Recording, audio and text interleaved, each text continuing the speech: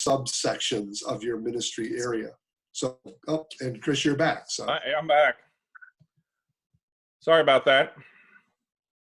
Glad to see you. I haven't heard that one before, but great. I feel so good now. I feel welcome. yeah, Okay. Charles, ask your question Well, again. stayed on. I'm the only one that dropped off. Chris, we had a question that I thought it'd be good for you to answer from Good. Charles.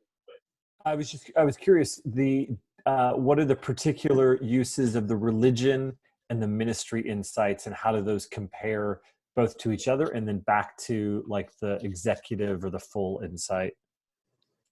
Okay. Yeah. So, well, let me. But you can get there when you get there. So Yeah. It was a question to ask in your absence. Yep. Well, let me.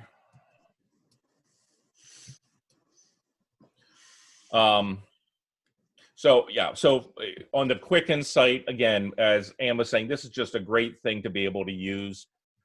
There is on the MissionInsite, on the help section, you'll see a worksheet that you can kind of think through and even put together a bit more of an analysis. So you're not necessarily handing, even all 10 pages to people that may not want to see all of that information. But this helps you think through some of that.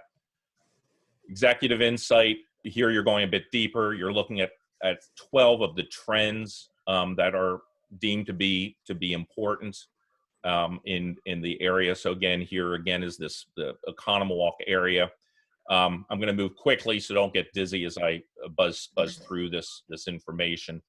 And we'll get to this a little bit more. It's the mosaic segments, and I'll describe what those are, but keep that in mind as an important component. Likewise, they provide some good, another worksheet to think through what are some good questions and help you think through those discoveries. So you're not just staring at charts and numbers, because I think for a lot of us that just overwhelms and then we stop thinking. The full insight study has some of